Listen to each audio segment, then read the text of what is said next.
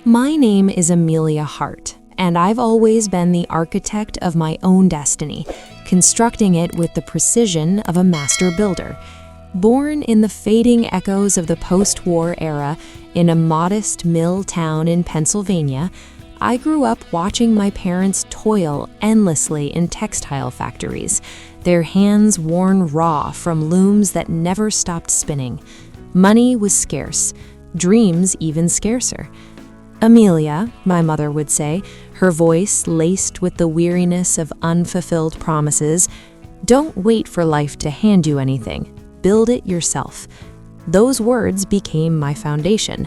I excelled in school, earned a scholarship to a local college, and dove headfirst into the world of real estate, where I learned that property wasn't just land.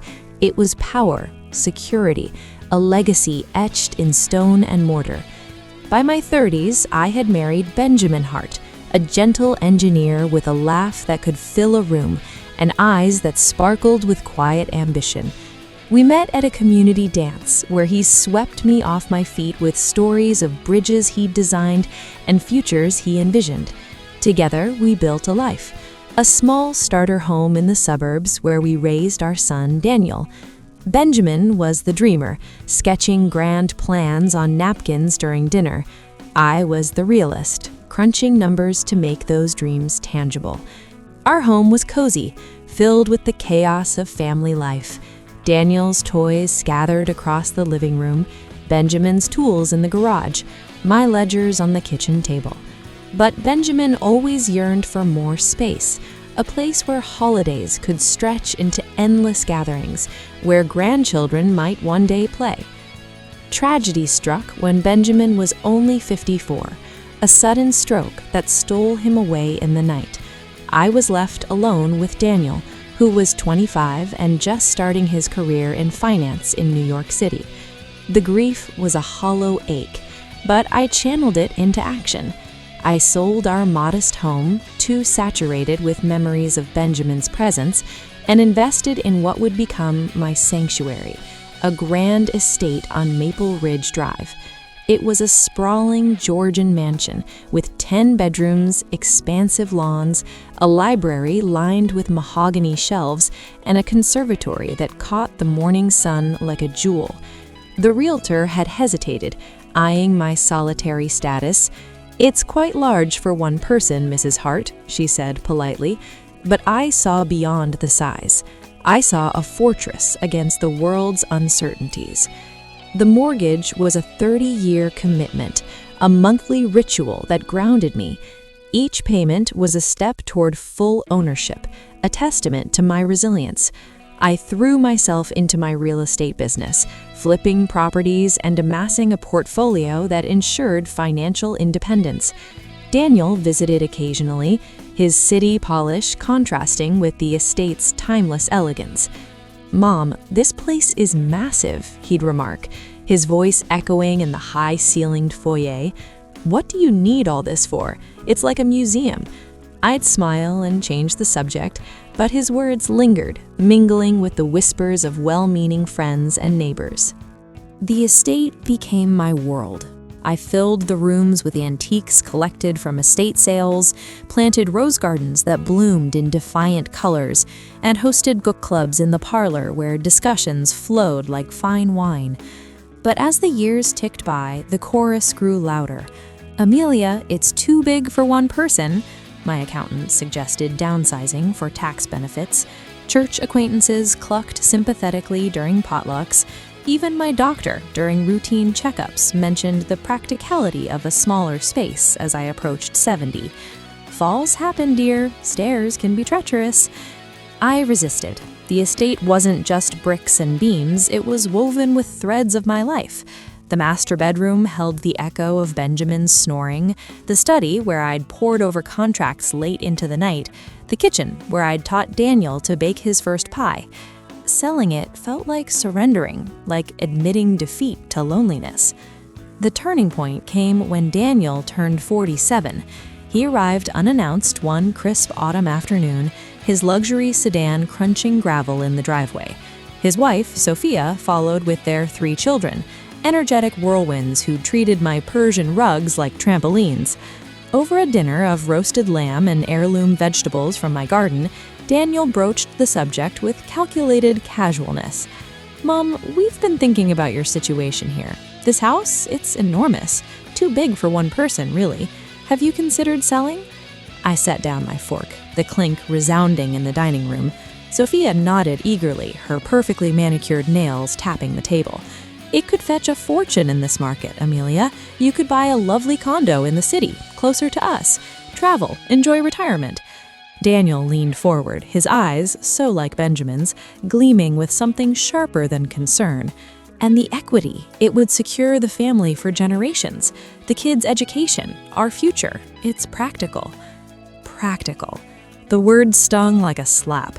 I'd seen the signs, Daniel's lavish lifestyle outpacing his income, the subtle requests for loans over the years, $50,000 here for a business venture, $20,000 there for a home renovation. I'd given freely, as mothers do, but now it crystallized. This wasn't about my well-being, it was about inheritance, about carving up my hard-earned empire before I was cold in the ground. That night, as rain pattered against the leaded windows, I lay awake in the four-poster bed that Benjamin and I had chosen together. The estate felt cavernous, the silence oppressive. Too big for one person. The phrase looped in my mind, a mocking refrain. But beneath the hurt simmered resolve. Why should I diminish myself to appease their greed? I'd built this life solo after Benjamin's death, juggling grief and mortgages, turning sorrow into success. The remaining payments, 87 of them, loomed like unfinished business. At my age, 73, I could accelerate the payoff with investments I'd nurtured wisely. By morning, clarity dawned with the sun. I phoned my attorney, Elizabeth Grant, a formidable woman in her late 50s with a reputation for ironclad estates and a wardrobe of tailored suits that exuded authority. We met in her sleek office overlooking the city skyline, where skyscrapers pierced the clouds like ambitious dreams. "Amelia, what brings you in? Another property acquisition?" I settled into the plush chair, my hands steady despite the turmoil within. "Revisions to my will, major ones." Elizabeth's pen paused over her notepad. "Involving Daniel?" "Precisely." Over coffee that tasted bitter despite the cream, I outlined my plan. The estate would remain mine until my death. No sales, no subdivisions. Upon my passing, it would transfer not to Daniel, but to the local women's advocacy center I'd supported for decades. They'd repurpose it into a residential haven for survivors of domestic violence, transforming empty halls into spaces of healing and hope. My other assets, stocks, rentals, savings, would fund scholarships in Benjamin's name and bequests to extended family. "And Daniel?" queried Elizabeth, her gaze piercing. $1. Symbolic, incontestable. She exhaled slowly. "That's a statement. He'll challenge it. Make it bulletproof. Airtight clauses, witnesses, the works." As for the mortgage, I decided to cancel those 87 payments in a grand gesture.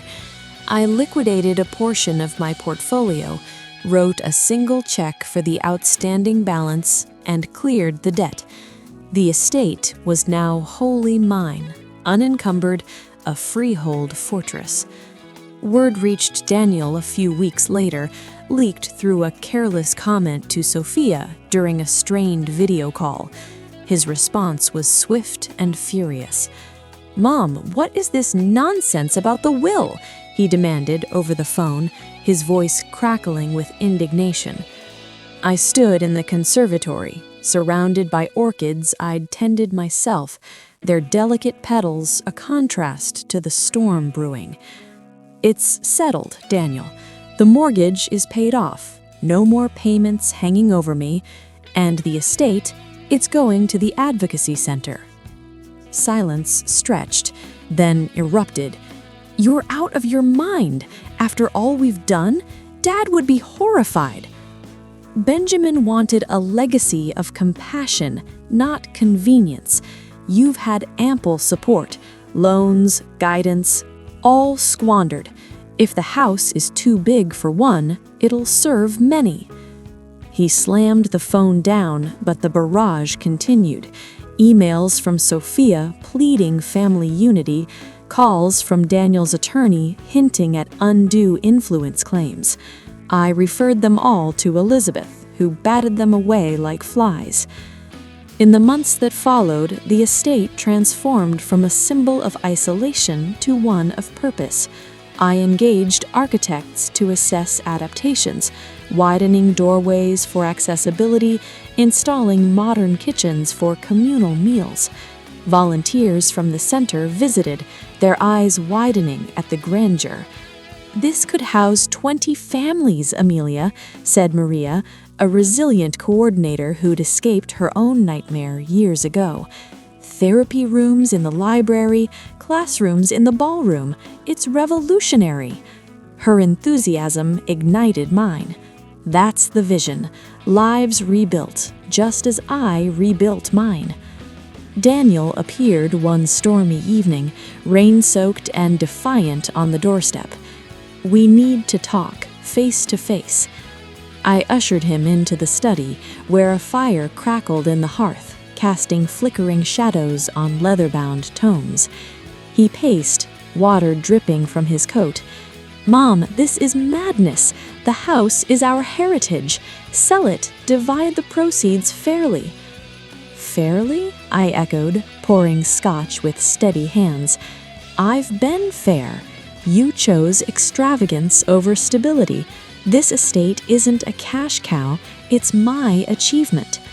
The conversation unraveled old threads, his childhood resentments over my workaholic hours, my frustrations with his reckless investments. Tears mingled with accusations, but by dawn he left subdued, the rift unbridged. "You'll regret cutting me out," he warned softly. Regret? Perhaps a twinge, but liberation outweighed it. The estate no longer echoed with emptiness, it buzzed with potential. Years unfolded like pages in a well-thumbed novel. At 75, I embarked on adventures Benjamin and I had postponed, solo voyages to the Amalfi Coast, where azure seas kissed cliffs, treks through Kyoto's temples, incense weaving through ancient cedars.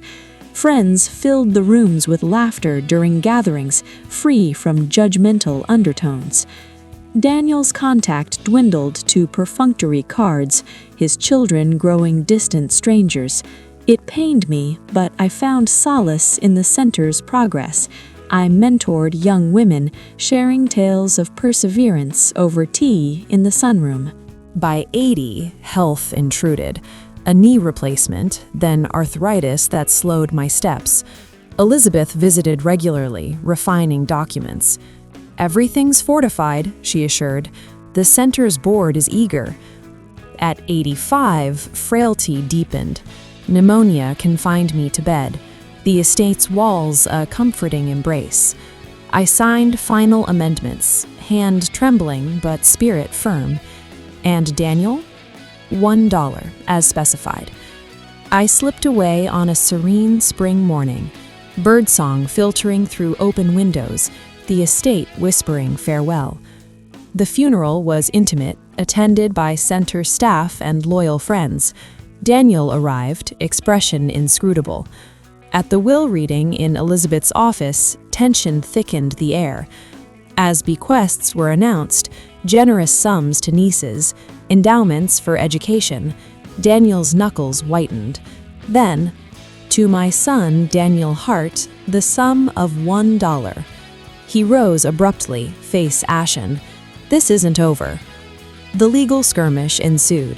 Claims of incapacity, coercion.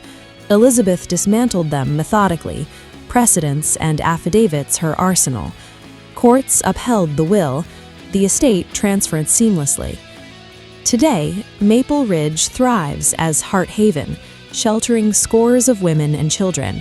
Maria oversees operations, rooms alive with children's laughter, workshops empowering futures.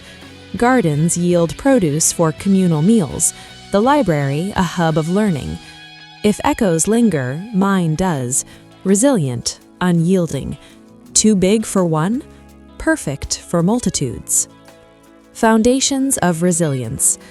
Reflecting on my origins, I often marvel at the journey from that cramped apartment in Pennsylvania to the opulence of Maple Ridge. My parents, Elias and Clara Thompson, were immigrants from Eastern Europe, arriving with little but determination. Father worked the mills, his back bent from heavy machinery. Mother sewed garments in a sweatshop, her eyes straining under dim lights. Home was a 2-room flat shared with siblings, where privacy was a luxury and meals stretched thin. Education is your ladder out, Father insisted, saving pennies for books. I devoured them, classics, histories, tales of self-made tycoons. High school valedictorian, I secured a partial scholarship to State College, majoring in business while waitressing nights.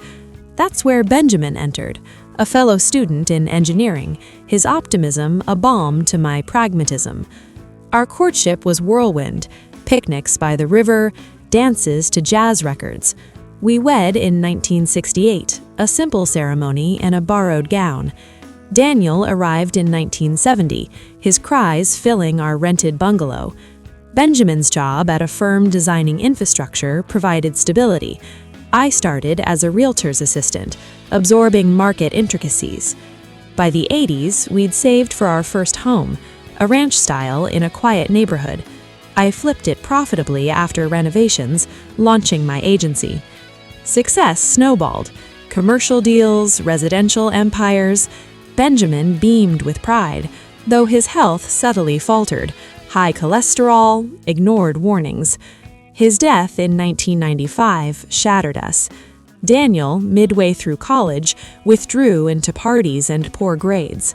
I sold the ranch house, haunted by Benjamin's absence, and scouted for something grander.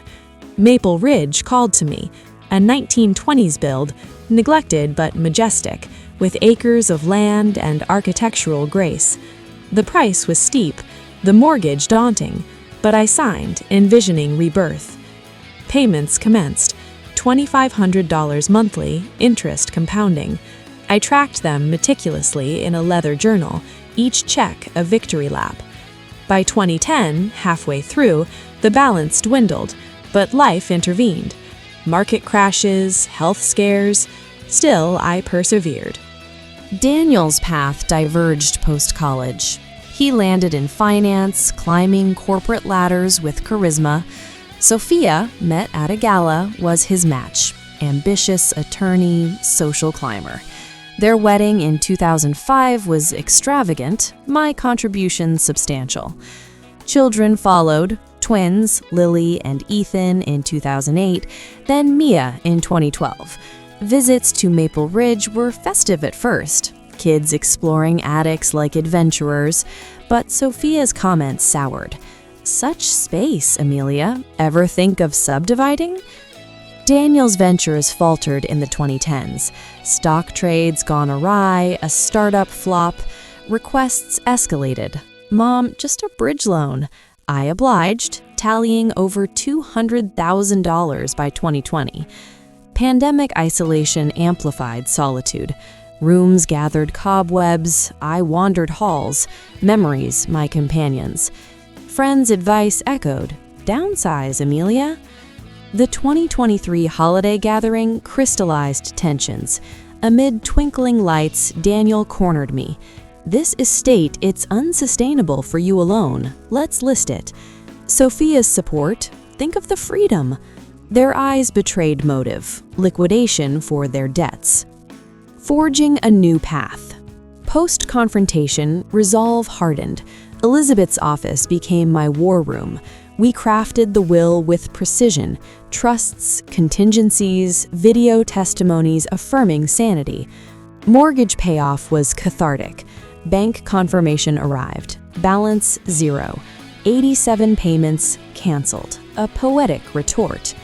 Daniel's fury manifested in barrages. Texts accusing betrayal, lawyers probing records.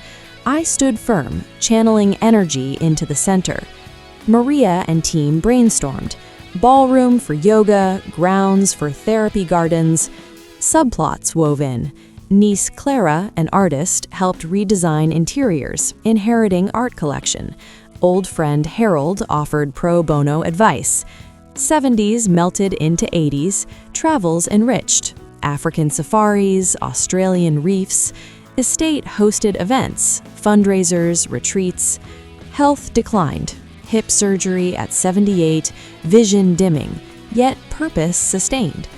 Daniel attempted olive branches, awkward dinners, feigned concern. Rifts mended superficially, but trust eroded. Passing at 87, I felt peace. Legal battles post-mortem were fierce but futile. Heart Haven indoors, a beacon. Women's stories echo mine. Resilience rising from ashes. In spectral whispers, I affirm, size matters not, impact does.